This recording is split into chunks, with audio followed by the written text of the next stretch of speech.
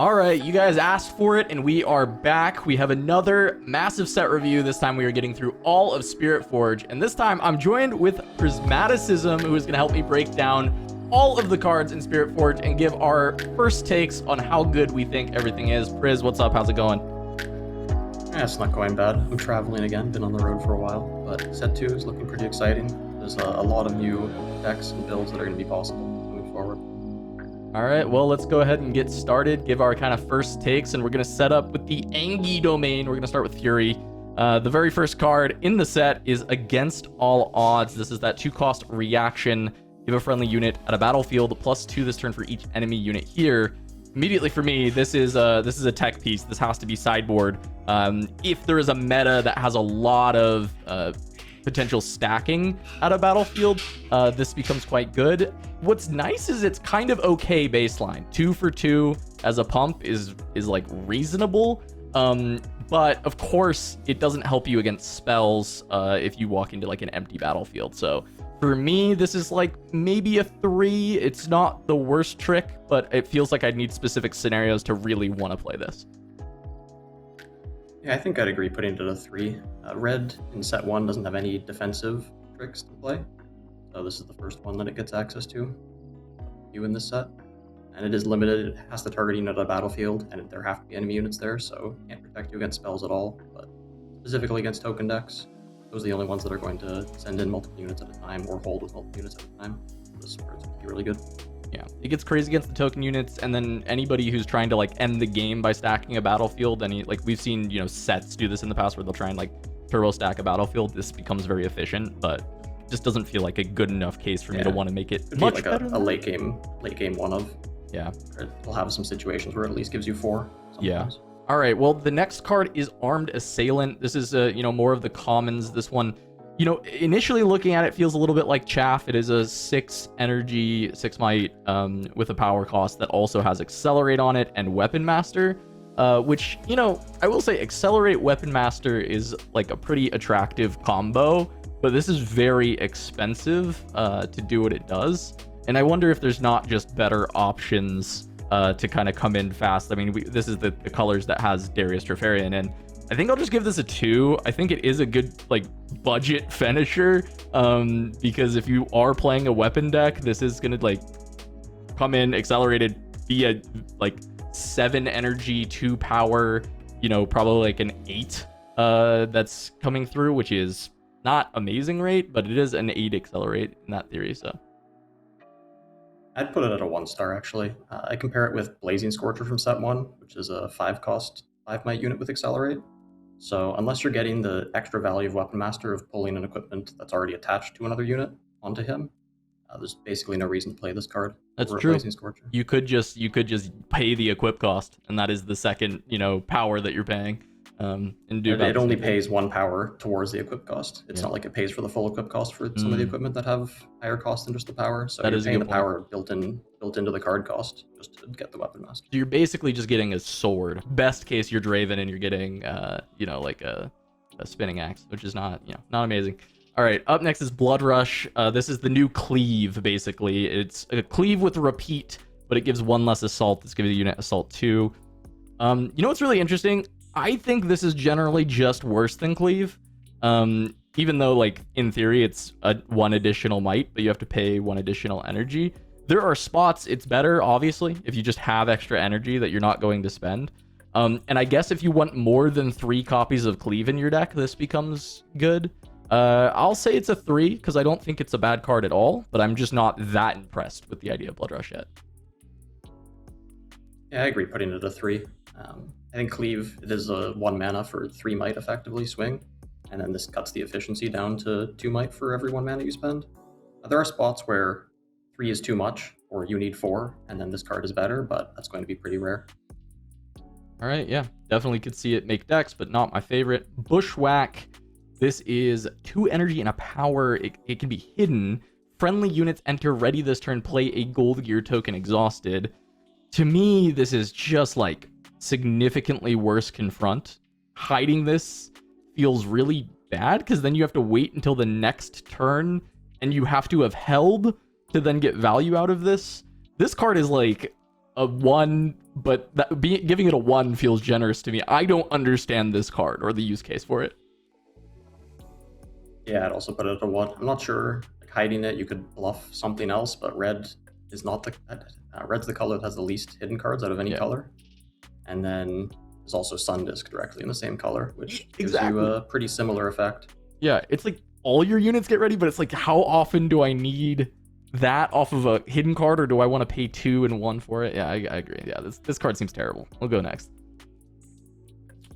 Detonate. So red got some direct gear destruction. Hidden Blade for gear. 1 energy, 1 power. Kill a gear. Its controller draws 2. So Thermo Beam being so expensive and kills all gear, so you can't play gear if you want to Thermo Beam things. This allows you to kind of have some direct targeted removal of gear. Though I will say, destroy a gear, opponent draws 2 does feel often like a big detriment, because a lot of the gear that you want to destroy in this set are like these smaller equipment pieces. Destroying an Aurora with this sounds great. Destroying like a longsword with this, I'm not feeling so good on it. So I don't know, maybe it's like a 2 or a 3 for me. I don't love this card.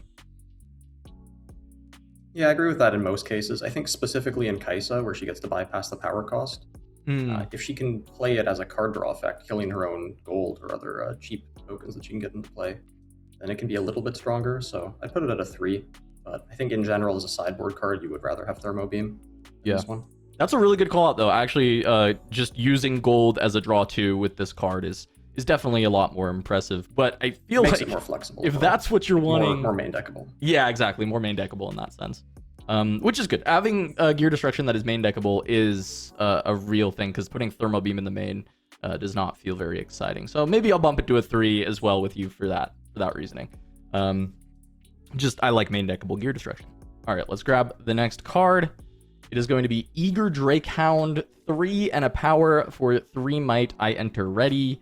I feel like there are a lot of better ways to do this if your deck wants this kind of effect, and the power cost is, a lot. I think of this as like maybe a 2, if it was like a 2 might or 2 energy for 3 that had accelerate on it, that would be really good, which in theory that's what this is, except for the fact that you always have to pay the extra 1 and the power cost does make it worse. So I'll give it, it's not like completely awful. I'll give it a 2. Yeah, probably agree with it at a 2. It's kind of close to a 3, like maybe an Annie deck would want to play this. It's like a Legion Rearguard that you have to accelerate. It's a lot less flexible. It does have the Dragon tag though, which not relevant at this point. I don't think there are enough Dragon. I actually missed that. I didn't realize this had the Dragon tag. That's funny. It becomes like what, a 1 energy play with the Herald of the Scales in play if you're like a full Dragon synergy tag. Yeah, that doesn't change anything. It's not, but it is something to look out for. Anything with a tag is definitely interesting. All right. Maybe Dog Tribal in the future. Gem Jammer, one of our new 2-drops with text on it. When you play me, give a unit ganking this turn. I like the idea of this 2-drop. I'm a big fan of my 2s that are 2s early, and then if I draw them later, they at least do something, especially in more aggressive colors. Like Fury tends to lack a bit of card draw. You have to get it from your other colors. And so finding 2-drops late game can be really bad, but this is a way to make it better. Also, a turn 2 Gem Jammer can be pretty interesting in being able to, or like turn 3 Gem Jammer and trying to create some like different conquer options. So I'll give it a 4. I'm pretty interested in this 2-drop as being in more of my red decks. When I first saw this card, I thought it would be a 5, but I played with it a little bit, and it ends up being worse than Tide Turner all the time. I really underestimated Tide Turner from set 1. And then the other issue is it only gives you the extra value in specific situations. So a lot of the time later on in the game, you still want to put a unit down. So either it's going to do nothing later on, or it's going to be in the specific situation. So it ends up getting stuck in your hand, sort of like a spell if you want to be greedy for it. Which is a lot worse than some of the other 2-drops, more utility 2-drops that are always going to give you a little bit out of them. So I put it at 4 stars as well. It is quite strong. So. Yeah, it's nice that it still feels pretty strong, but I guess I do get that, where sometimes this card just is basically a 2. But I guess the floor of a 2 for 2 is not that horrible in Riftbound. All right, next card, Sentinel Adept. This is our vanilla Weapon Master. Very on-rate stats. Weapon Master is a good keyword, but I just don't see a world where I'm putting this into a deck. This is another one of those like vanilla cards where it's not actively horrible. It's just like I don't see a spot where I ever really want it. So I guess it's like a 1 or a 2 for that reason. We'll just say 1 because I don't actively want to put it in my deck, but I don't think it's like actually actively a horrible card. I'll put it at a 2. It at least does something. It's a bit of an issue with Weapon Master where you want to put the equipment in play before you play the unit. But since this is a lower cost unit, you often want to play it first, which ends up being a tricky situation to try and figure out. All right, our first weapon so far, this is going to be Serrated Dirk.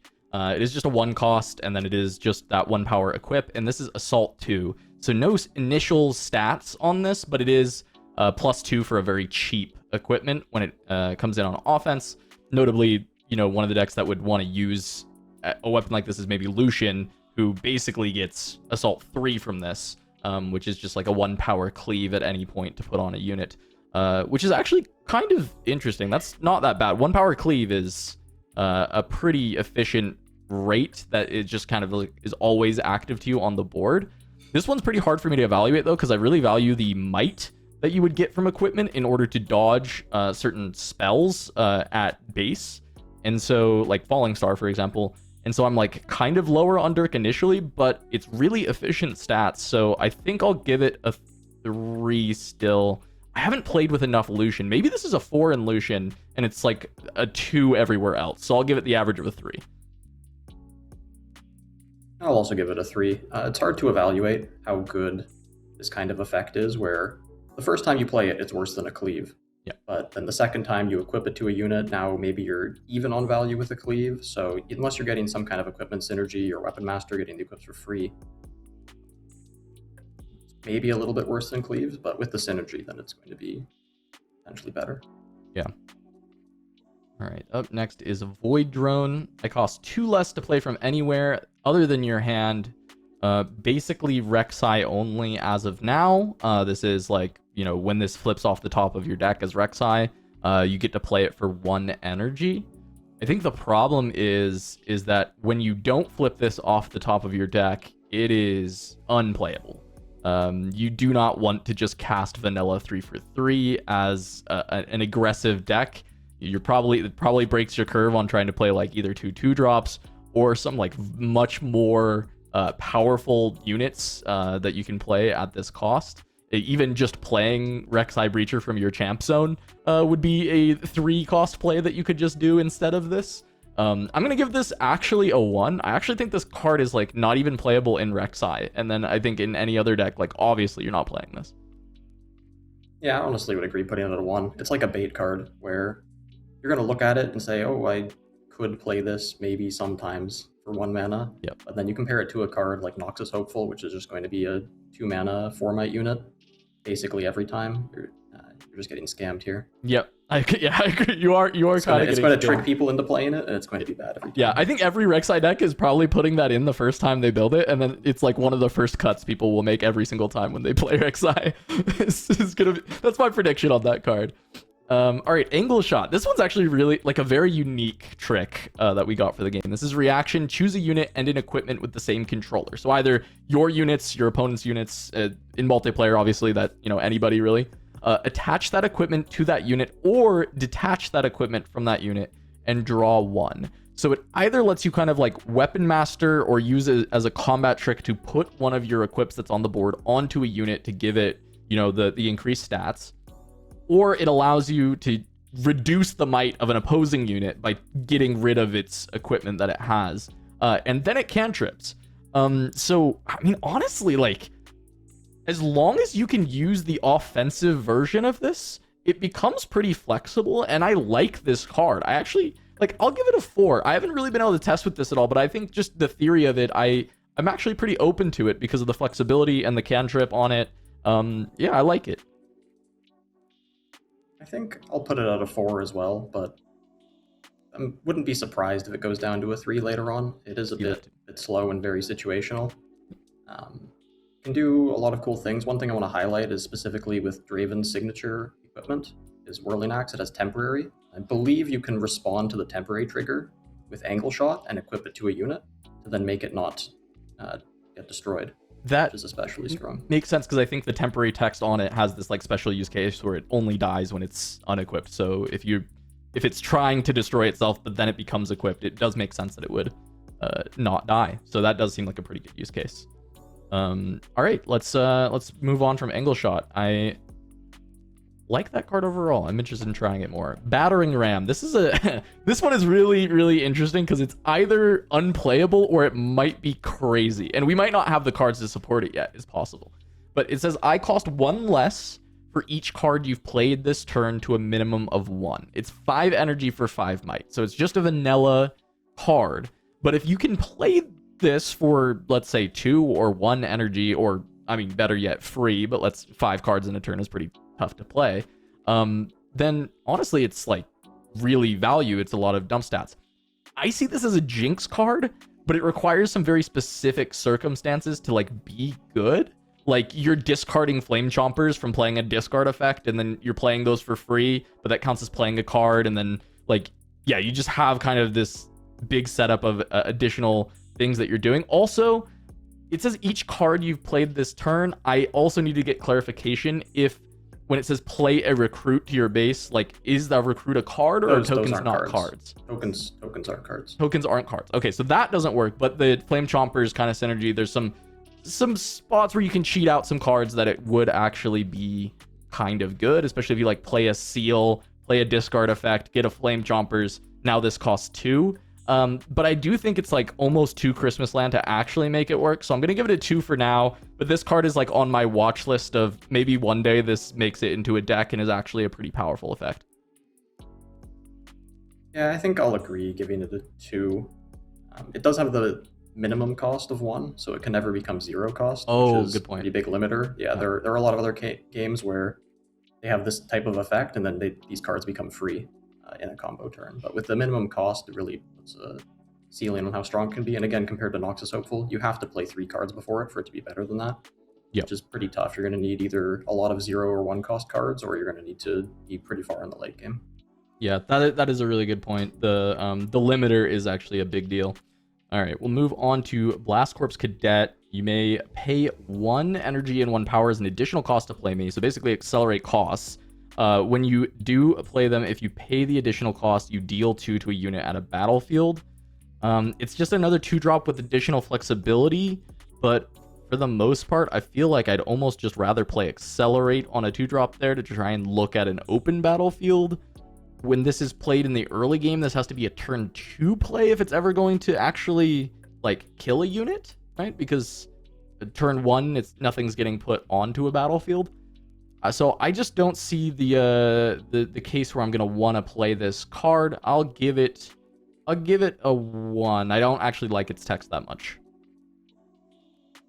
Yeah, I think I'll also give it a 1. And red's a color where you have cards like Cleave that really support you attacking. So if there's a unit on a battlefield that you want to get rid of, you'd be much happier accelerating something like a Legion Rearguard and just fighting into it rather than shooting it for 2 damage. All right, Minotaur Reckoner. Units can't move to base, just in general. But it is a 5 for 5. The effect is definitely nice when you're playing a deck that is very assault focused in making sure that you can trap opposing units, but this is symmetrical. So you also can't like run away as a deck playing a lot of assault units that are not going to be able to hold at all. So I do kind of see this as unplayable. I'm not seeing the use case where I really love this, because even a deck where you want to trap people and kill them with spells, I don't think you want to spend 5 energy to just play a 5 might unit on any given turn to create this, Vile Maw's Lair effect. Maybe it's used as tech against purple at some point, but even then, maybe you just play Bryn here for 6 and cover more options at that point. So I'll say this is a 1, but there are some, benefits of making it so you're not fighter flightable or something like that, which is maybe good. Yeah, I think I'd agree putting it at a 1. If it was lower cost, if it was like a 2-drop, this would be a very interesting card. Maybe even 3 mana. But at 5 mana, you're going to basically take your entire turn to trap the units. on a battlefield, and then they're going to just sit there and score points. They're really not that too sad about that. It's not like there's any unit in the game that you care too much about to put on a battlefield. You put something on a battlefield, you know it's probably going to die. So if it gets trapped there for an extra turn but scores a point, you're completely fine with it. Fully agree with you. I think if it was a cheap card, I'm so much higher on it. I'm very interested in the card if it's cheap. But yeah, 5 is too much. This one, 4 energy, 5 might, Perch Grimworm. Play me only to a battlefield you conquered this turn. You can't play me anywhere else. It's just stats and it's conditional. It is a lot of stats, and as red, it's not that hard to conquer something. But do I want to then just pay 4 for 5 to hold as red, or do I want to just develop a backline to look to keep conquering, as is usually the case? Does have the dragon tag. Gotta pay attention to the dragon tag. You know, maybe there's enough dragon synergy where with, you know, the Herald of the Scales and this costs 2, then it's suddenly really strong. But yeah, I don't know if I want to pay 4 for 5 for this. I'll also give it a 1 for now, but this is a synergy piece. You always have to keep an eye on dragons and see what's going to happen with them.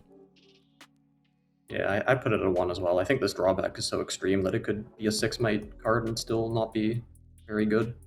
I think, like, especially holding is pretty tough, and red has better units, especially in this set, to play at the 4 cost level. So what I will say in defense of this card, if it was a 6, I might consider it, because the playline of turn 1 play a 2-drop, turn 2 conquer a battlefield and play a 6 there, I think is pretty good.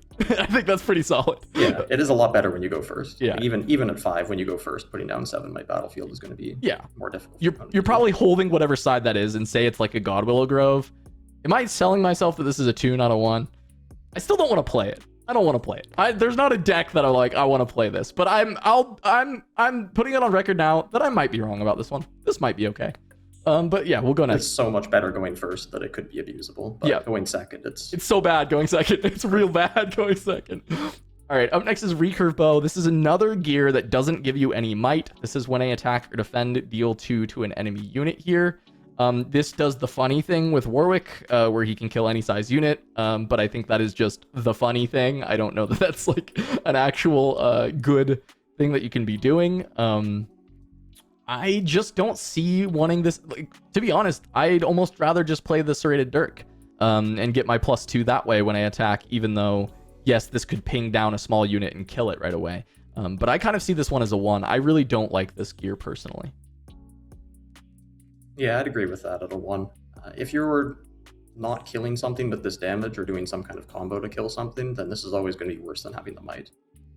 Whether you're attacking or defending, where your unit is going to trade rather than surviving the combat, so makes it pretty bad as an equipment. Yep. For what it wants to do. If there's a specific meta where you actually want to do the Warwick combo with it, sure. But I just don't see it being a thing. All right, Sudden Storm, another hidden for Fury. So getting a couple hidden in this set. 3 energy, deal 2 to unit at a battlefield. If it's attacking, deal 4 to it instead. Obviously really wanting to incentivize you hiding this and using it defensively.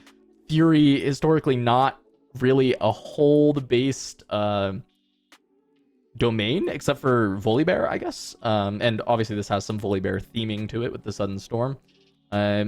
It's efficient. 0 for 4 damage, or 1 power for 4 damage is really, it's very efficient, but that does hamper its flexibility on being able to play for both battlefields. I think it's really playable in like a Fury deck that actually wants to be focused on holding. I'll give it a 3. I think it is a flexible like spell. It's action speed, so you could just play 3 for 4 damage, which is basically a Void Seeker. Just doesn't draw, but it doesn't have a power cost when you're defending. So I think it's like an okay card, and it has the ability to be hidden. I think I'll put it at a 2, just comparing it to Void Seeker, which is a lot more flexible and gives the card draw for the extra cost. I can see some use cases for it, like maybe Annie, or maybe for at least a set 1 like Volibear Aurora deck, where it just wants to have a big pile of removal spells. Yep. But the fact that it has to be hitting an attacking unit, or else it's so inefficient, makes it unattractive. And then also when you hide any kind of effect like this, if your unit gets killed without a showdown starting, this card is just completely wasted. Yep. All right. Up next, we've got Void Hatchling. If you would reveal cards from a deck, look at the top card first. You may recycle it, then reveal those cards. This is another card part of the Rexai package. This one I actually like. I think trying to tailor what you're seeing off the top so that you can guarantee that you can play it, or not guarantee, but like at least, you know, try and filter something that would be completely unplayable or that you really don't want to see, is actually a pretty good additional effect for just a normal 2-drop that you want to play. And I think that the deck that wants to play it, Rexai, likely wants to play a fair bit of 2-drops, so this ends up really wanting to be a part of her deck. So I'll give it a 4. I don't think any other deck wants to play this. Obviously, when you're looking at a card like Void Hatchling, you just kind of have to look at it in the context of Rexai, because it's the only deck that actually currently is using this effect. So I'll give it a 4 for Rexai, and then anywhere else it's a 1, just pick any other 2-drop.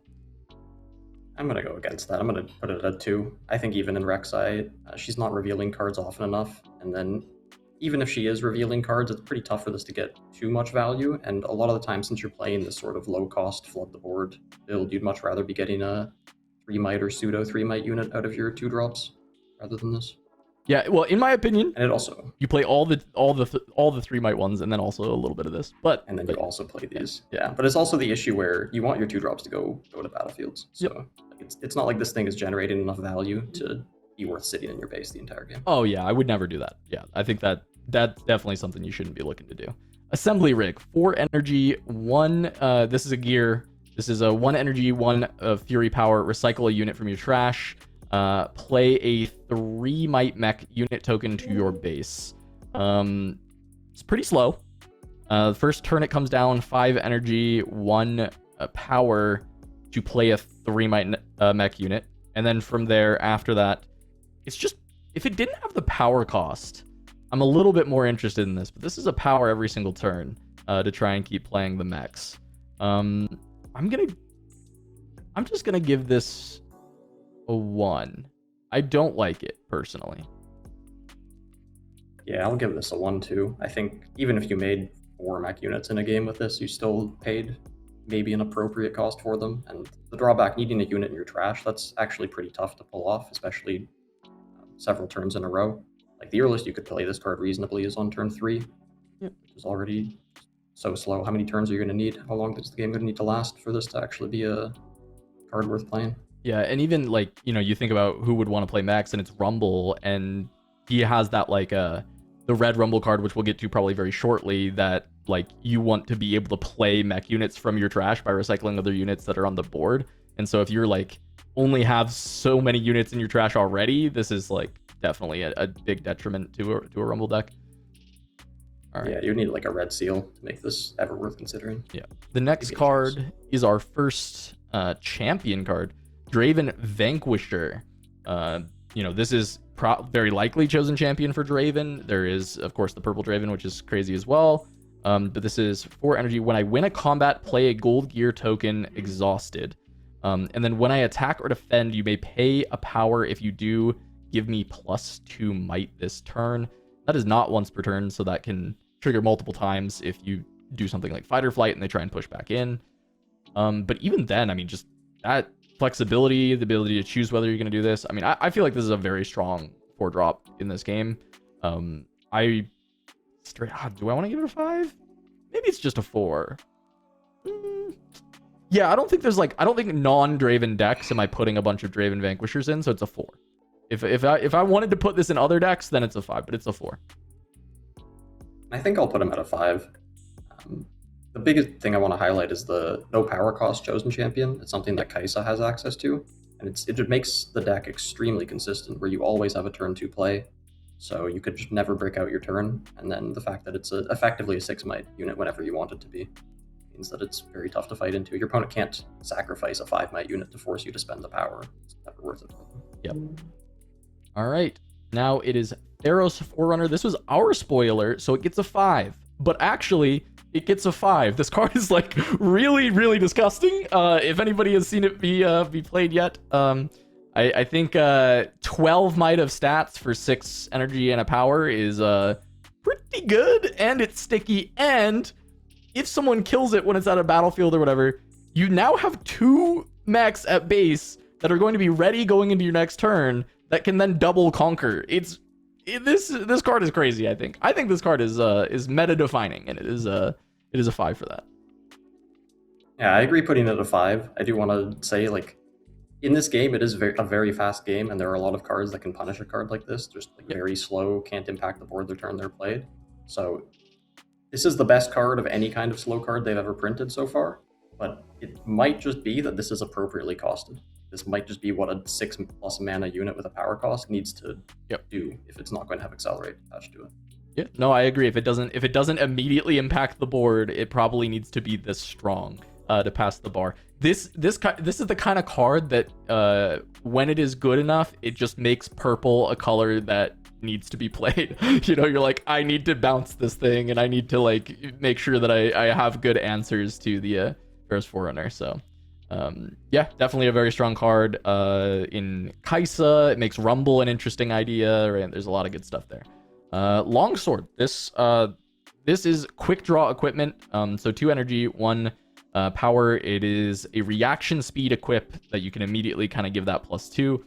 This is a combat trick in red, like the first one we were talking about on the day, but it sticks around forever and can be, you know, re-equipped over and over again to other units for that +2.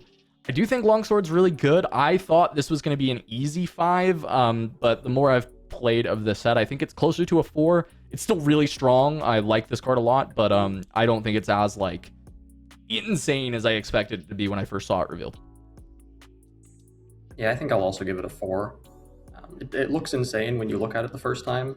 It is like a combat trick that you can just have, and then it leaves value afterwards. But the one awkward thing is, if you want to equip it afterwards, you probably want to get the value out of it immediately when you attack, because equipping it just to have the extra 2 might just to defend with is going to be inconsistent how much value it gives you. And the power costs really add up.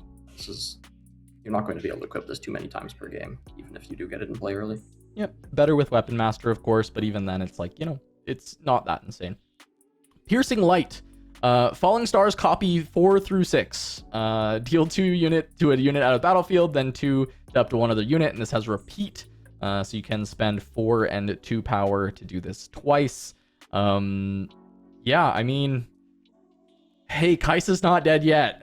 This is it even playable in non-Kaisa though? It's really expensive. I guess I'll give it a 4. This card's still really crazy. It's a very strong. It's like nearly Falling Star. It's maybe not quite as good as Falling Star. Yeah, putting it at 4 is reasonable. I think it's close to Falling Star, but this you can actually play around the effect of more so, and it can't exclusively target the base, which is one of the most broken things that Falling Star can do. It just completely wipe your opponent off the board. But yeah, Kaisa specific spells basically. Yep. They gave the Lucian gun spell as actually it's a Kaisa card. It's Rell magnetic, 4 energy, 4 might, tank. When I attack, you may play an equipment with energy cost no more than 2, ignoring its cost, and attach it to me. So even if it has a power cost like Longsword, you can ignore that cost. There is one massive downside on this card that prevents it from being like nearly a 5 in just how strong it is. And it is the when I attack instead of just like when I enter a battlefield or anything like that. Because entering an empty battlefield does not allow you to do this. You must have somewhere that you can actually attack into. I think this Rell probably gets better when we have a Rell Legend, because this is a really great champ zone target, like insane champ zone target, right? Turn 2, you always have this play. But it does fight for slots in red decks around 4s, because that's your Kaisa, that's your Draven Vanquisher. And it also requires that your deck does want to have like some amount of equipment enough that when you are doing this attack, you're going to actually get the value from it. But cheating resources is quite good. I'm going to give her a 4. I have a lot of faith this card is going to be good at some point. Yeah, I agree. She's not amazing right now, but she will get better in the future at a 4. When I attack triggers are so limited, like Twisted Fate from set 1. Yep. He has a 1 attack trigger. You could build a deck with 12 blue runes and say when he attacks, you draw a card, and then it's red Kaisa, but maybe better. But really, it's so hard to actually set up that condition and then be able to succeed with the attack afterwards without throwing away your unit. Yep, and I think that the fact that she's equipping from your hand, in theory, does improve that chances of her living, right? Because it's like, just here is a 4 that I played, and now she's maybe like a 6 or something like that because she's grabbing a gear. Up next, we have Rengar Pouncing. This is Offensive Shen. 3 energy, 1 power, 3 might. Reaction speed, Assault 2. I can be played to a battlefield you are attacking. When I first read this card, Priz, I was like, this thing has to be broken. When I've played with it, it is fine. It's not broken. It's not bad. It's definitely fine. But it's not as crazy as I thought it was going to be. I'm debating between 3 and a 4, Priz. I'm debating between 3. You tell me what you think about Rengar, but I'm debating between a 3. I'll give him a 3. I think the fact that Shen has tank gives him a lot more value. Yeah. Like if Rengar had tank here, that would be quite crazy. But the problem is Red is so good at attacking already, and it already has cleave. Like you'd rather just put a cleave on your unit already. Yeah. Like the repeat spell, cleave 2. I've kind of found the same. Put a Rengar and trade off one of your units. I found the same and thing. Then when he survives, he's just a 3-might unit afterwards, so it's going to be very easy to push back over him. Yep, I keep building red decks and putting Rengar in, and then he just like rots in my hands so often, and where I just like never find a spot where I actually want to play the Rengar. So yeah, I'll also give him a 3. It's funny, like I was like maybe he's a 3, maybe he's a 4, and then for a second there I'm like maybe he's a 2. Maybe this card is just actually not good. But I don't think he can be a 2. I think his stats are too good. Like there's got to be a deck. There's got to be a home for the kitty cat. We'll give him a 3. I do think, when we get a Rengar Legend, another great champ zone idea where you just like always have this threat sitting in your champ zone of like I can always just play this Rengar at any point. Rumble Hothead. This is one I was talking about earlier. Another champ zone. We talked about this. The no power cost 4-drop for your champ zone is pretty nice. This says your mechs each have assault, so +1 when attacking. When I conquer, you may recycle another friendly unit to play a mech from your trash. Reduce its energy cost by the might of the unit you recycled. Ferrous Forerunner is a mech. That is where this gets really silly, right? Because you send this in, you conquer, you recur the Forerunner that you had die at some point after recycling any of the units that you have, and maybe you can even recycle a mech that the Ferrous Forerunner made to reduce its cost by 3, and then just pay a 3-cost Ferrous Forerunner onto the board, just destroying a mech token. I think this is a really good card. I think that there's even room. It's a little bit harder, but there's even room to play this in a deck that's not even Rumble if you are trying to play around like Ferrous Forerunner recursion. In Rumble, it's a 5, and then in theory, there's like even more room for this. I think it's a 5 because of the existence of Ferrous Forerunner, but also might reducing the energy cost is significantly better than like the energy cost of something reducing the energy cost, because it can be like a really strong unit or a unit that currently has a buff on it or standing on War Camp or something that helps you play out a big mech. So I'm a big fan of Rumble Hothead. Yeah, I'll give it a 5 as well. I think if Ferrous Forerunner didn't exist, if your best mech to bring back was like a mega mech or something, this would be a pretty mediocre card overall. But yeah, that combo is insane. And then like it perfectly lines up 4 into 6, and then the Ferrous Forerunner making the tokens for you to recycle. Yep. All right. Dunebreaker. 7 and a power. When you have 2 or fewer cards in your hand, I enter ready. When I hold, draw 2. I am not super impressed with this. It's maybe a 2 because it has accelerate on it, basically. It comes in ready. It impacts the board when you play the Dunebreaker. When I hold draw 2, I will say, I mean, that's pretty crazy. But like, how often are you going to hold at this stage of the game when your turn was likely that you had to jam a 7-drop accelerate to try and get back on board? I don't know. It's kind of hard to say. Maybe I'm underrating it, but I'm not big on this card. Yeah, I might even give it a 1 because the condition is so hard to fulfill. And then just comparing to a card like Darius Trifarian in set 1, Red Darius, and you're not holding with this. You could combo it with, there's an equipment that does give you hold effects when you conquer, but True. It's going to be Draw 2. so specific. that's hey, look, that's kind of sick. You play it in and try and draw 2. All right, up next, Lucian Gunslinger. This has assault, so just the +1. He's a 3 for 2, which is pretty below rate, but the assault kind of brings him back to normal rate. Now, where he gets good is when I attack, deal damage equal to my assault to an enemy unit here. Very much a card that just kind of like has to be played with his legend, which is the Lucian legend does give assault to every equipment. So kind of giving a bunch of equipment to Gunslinger and then giving him a bunch of assault so that he can then shoot something when he enters the battlefield. But you do have to get that assault high enough to actually kill a unit there, or else that damage doesn't really help that much unless you're trying to break like a really big hold. So I'm not in love with this effect, but I could see some kind of Exodia stack Lucian Gunslinger in the Lucian Legend that's kind of okay. I'm gonna give it a 2. I'm not super excited on Gunslinger. Yeah, I guess I'll give it a 2. And it's like the little brother of Green Yasuo from set 1, but he's going to be a 2 might when he defends afterwards, so yeah, just going to get walked back over again if you can't get him back out again afterwards. Yep, got to find a way to ready him, run away, something like that. All right, up next, Rexai Breacher. This is 3 for 3 might in the champ zone with Accelerate, which is really nice. Can accelerate on turn 2 if you need that as the effect. Or it can just be played as a 3-drop from the champ zone. Assault +1, so it'll be a 4 when it accelerates in on turn 2, which is not bad. And then friendly units played from anywhere other than a player's hand have accelerate. So this is off of Hook. This is off of your Rumble Hothead, but that's probably not where you're playing it. This is off of the Rexai triggers. This is off of the Void Rush. Rexai signature spell. This is champion zones in any other deck. If you're playing this from your hand and then you play something from a champion zone, it can accelerate. I think this card is crazy, to be honest. I think it opens up a lot of really nutty combinations. The biggest thing that I've seen that it's done that feels insane is like hooking into a Draven and then accelerating the Draven because you have Breacher on board. I'm going to give her a 5. I actually really like Breacher. I think this card is actually good enough to be in non-Rek'Sai decks, as long as they have a way to abuse this. I think I'll give it a 4.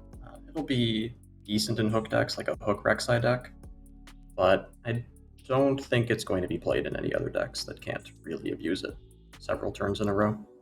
It is nice. It is an Accelerate Chosen Champion, which is high value, like Kaisa and Darius have access to in set 1.